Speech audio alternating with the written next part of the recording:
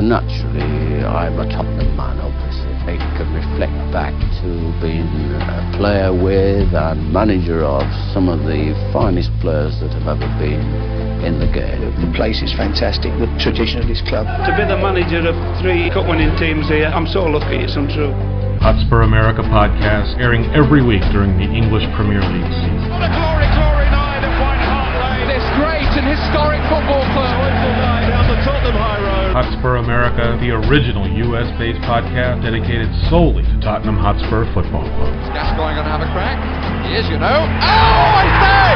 Schoolboy's own stuff. I hate Arsenal, just hate them. Oh, what a goal! Unbelievable! Wow, this is incredible. We're the Yids in America. This is there to tap in. What a fantastic run. He scored! And it's turned home. Eric Dyer. This is your Hotspur America. Episode 2, Season 2, Hotspur America podcast. We have guests among us. The normal crew is here as well. Sam Zerwell, Simon, and of course, our guest, Ben Forman, who is the president, head chairman, top dog, whatever you want to call him, at least whatever the wife will let you call yourself, right? We know Ali runs the show over there in San Diego, but Ben Forman, the chairman for the San Diego Supporters Club for Tottenham Hotspur, is joining us this week. Ben, how are you? Applause. What's going on? Yeah. Hi. Hello. Hasn't drank enough alcohol yet. Sammy, how are you, buddy? He's live and he's gone all shy. Yeah. Just wait. Oh, That's gonna change in about 10 seconds. Yeah. Sammy, Yeah. good. I'm yeah. You know, I mean, like everybody, my soul has been stolen by 2-year-olds in Tottenham Hotspur, so that's been my weekend. Yeah. Simon, how you doing, buddy? I'm proper fucked off after yesterday, to be honest. Yeah. You know what? I think I texted you guys earlier. It's a big Tim Sherwood day. It's a total capitulation. That's the first word I thought of after I got done finally watching the match at midnight last night. I was like, how...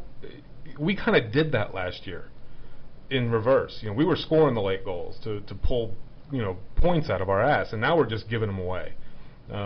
Realistically, we should be sitting on 4 points, and we're not. We're sitting on a point down there mired with the Chelseas and the Southamptons and the others, fodder of the Prem down at the bottom of the table right now, while the Leicesters and some of the other Swanseas of the world are taking over the Premiership. It is a topsy-turvy first couple of weeks, to say the least.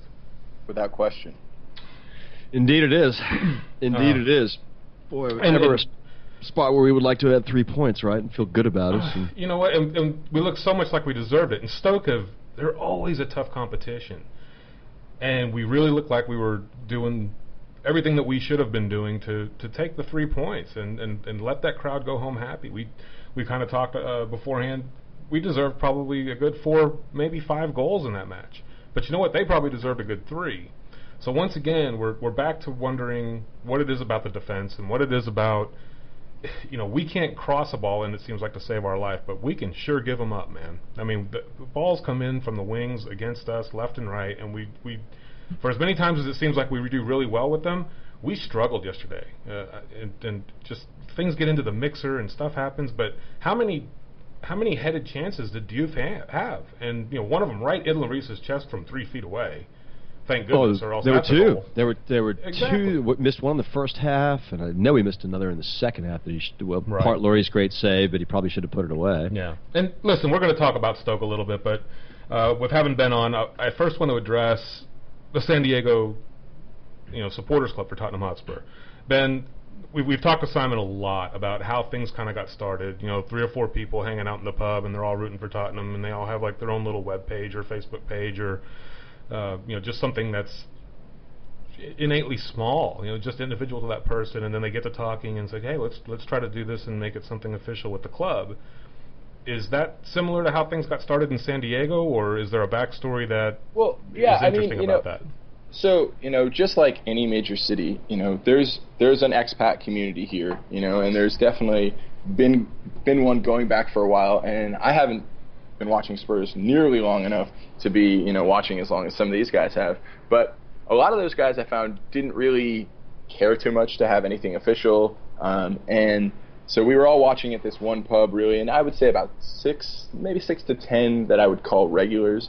We're watching at this one pub, and one of our members, Andrew Smith, started up a Facebook group in 2013, and sort of started recruiting people onto that, and we'd start talking online and stuff, and be like, hey, we're all going to go on this day, or And the other problem with being in California, anyone that's out on the West Coast knows that some games start very, very early. 4 a.m. Yeah. Actually, we're going to be playing Chelsea this season at 4 a.m., and that's going to suck. So anyway, the pub we watched at, a lot of times they would not show the games live, maybe show them on replay. We'd have to go to people's houses to watch it DVR'd or something like that. Or, if we wanted to watch as a group, obviously people were getting up at 4:30, 4:45 for matches.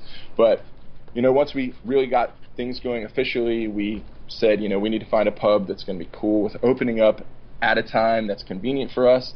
And we found this spot called The Harp. It's in Ocean Beach. Anyone that's listening that lives in California or Southern California or specifically San Diego, please come to The Harp for any match. We will be there. Our average attendance is usually, because this is only our second year, maybe 30 to 40 people. We got about 80 people there for the League Cup final. It was packed. It was crazy. A lot of fun. Yeah. So, Simon, I think you'll agree the numbers are pretty standard across the board and similar to what we have in Dallas as well, yeah?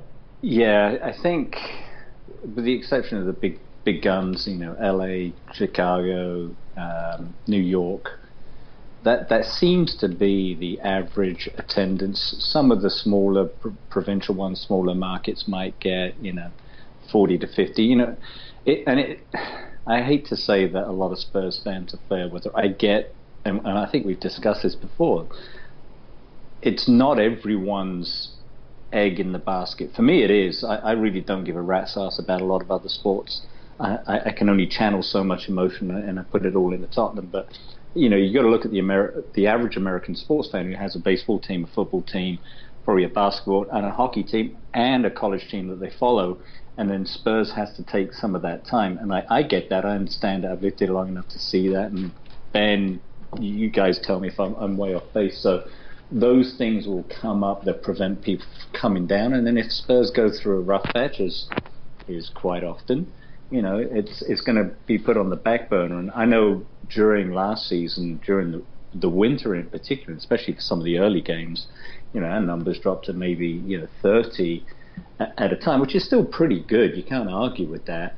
To expect to run, we've had 50 to 60 for the last two games, which is pretty decent. Yeah. But to keep that average up for a relatively new, unestablished club is a little challenging in your first few seasons. And people come down, they're like, yeah, this isn't my cup of tea. I don't want to hang out with these idiots, and they bugger off, and that's fair enough as well. As you said earlier, Ben, a lot of the expats, they don't want to be fussed with that, and they just kind of want to do their own thing, and each to their own. But I think the supporters clubs are great, and it's a perfect way to build that following throughout the city, and at least have a connection. The networking, even via social media, let alone the attendance in the pubs, is worth its weight in gold. Well, it's funny to me that you do have these expats that are, sort of can't be fussed with going out to every match. And then you have these people that some of them have been watching for a season and yet will break down an entire match for you, go through every single thing that's put up on the internet. And maybe it's because the newness of it or what, but I feel like the new American supporter is much, much more into it than the people that have been into it for some time, and maybe that's because they don't know that Spurs are just going to let you down. I don't know. They didn't follow the club in the 90s. And the history part of it, though, is what's interesting. And when I first became a supporter, and it was just like you, Ben, it's just a couple of years ago. It hasn't been that long, but I don't know if it was the history of the club. I don't know if it was newness. I mean, I played soccer as a child, and even up through my freshman year in high school before I switched to American football. And there's something about, I don't know if it's the coverage, if it's just realizing the athleticism that actually that goes into this now that you get to watch so many games.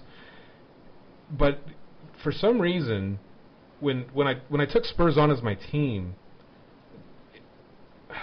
it's almost indescribable how the attraction happens, and I think maybe you can agree with me that you want to fully invest everything you have into it, and it's not to prove to the expats that we know what we're talking about, and it's not to do anything to become overbearing as an American supporter. It's like you want to be a sponge and soak it in so much. And I've had teams that I've supported since I was a little kid, but Tottenham is the only one that's inked on my body. And that's, no, I completely know what you mean. And from that American's perspective, I think that one of the things that's cool about a U.S. supporters club is that you have that, the fact that it is the Prem, and there is this sort of Britishness about it, if that makes sense. But the U.S. supporters clubs still find a way to sort of make it our own. I mean, for us, we're always coming up with our own songs. Sure, we hear the ones that are posted on YouTube or that we hear at the lane, but we're always trying to come up with our own unique things to sort of make it like, look, this is San Diego Spurs. We have our own identity, and to us, that's something that's really cool. Mm-hmm. Yeah, I mean, I totally agree with that. And so I'm guessing the majority of your supporter group brethren over there, are they mostly Americans? Are any of them expats? Oh, yeah. How's that work for you? We definitely have expats. Now, the expats, like I said, don't come out as regularly, but we definitely have them. And, yeah, I would say it's mainly Americans. The one really cool thing that we're all incredibly happy about, I don't know what it's like in Dallas, we have a lot of women. Yeah. We have a good handful. I would say in Dallas, oh, my goodness, 8 to 10, Simon? Yeah, I mean, there's Vicky, Dina, even though she's a Scouser, but she hangs out with her hubby, and she is a fully paid member. There's Linda, Karen, Cindy. We have a few. Lucy, it could be Sheila, better. It could be better. I don't know about you, Ben. We don't have a lot of youngsters. We had a few last week, and unfortunately, the language got a bit toasty with the singing. And then this week, we didn't have any kids, and we didn't do any rude singing, which is about sod's law for us. We are probably the rudest people in San Diego. So, I mean, I don't know. I'm not young. I'm 32, and I'm also in the Navy, so I kind of don't particularly care what people think about the spicy language that I choose to use. But, we do try to make it all-inclusive, and one of the things that we love that we do is we actually have a day that we dedicate to the kid army, as we like to put it, and everyone brings their kids out, and we really, really tone it down. Oh, and, nice. And honestly, we've all said if for some reason anyone was ever to come along and be like, hey, can you guys please tone it down, we would. We're so far removed from where this is all sort of real that it's something where if someone's like, hey, would you guys mind stopping? Like, yes, I know I'm an Arsenal fan, but, like, please, and sure, we're going to give him a little bit of shit, but at the end of the day, if he's there just to watch the game, because our pub doesn't just show Spurs games, even though we are really the only supporters club that goes there, we do try to make it all-inclusive to a point. We'll rib you a little bit, but we're not going to go overboard. Yeah, and we've had issues like that before, and we've had actually some words slung across back and forth between Arsenal supporters and us, or Chelsea supporters and us. I think that's just part of what I love about it, though. Yes. You absolutely want that banter, and you almost want it to come to fisticuffs, because it just reiterates to your own person the passion that you have for what's going on in and around you. And when you have say a match like United where, we dominate and couldn't get anything out of it, and we have a match like yesterday where we completely dominated the first 70 minutes and then totally just pissed it away. Jesus. It ruins you. Your wives or your girlfriends or whoever don't want to be around you, because you're just going to be an absolute just ass or just downtrodden for a day or two or whatever it is. But it's kind of what galvanizes the supporter group as a whole, because you're going to have 80s or 90s or even close to 100 that'll come out for opening day or a cup final or Arsenal week or something like that. But you're always going to have that same core 35 to 50 that will always be there, come rain, shine, snow, ice, it doesn't matter, that are always going to try to come out and be part of what's going on there week in and week out. They're fully invested not only in the club but in the supporters group itself. And I think it's just interesting to just hear how how it gets started in all the different cities and venues.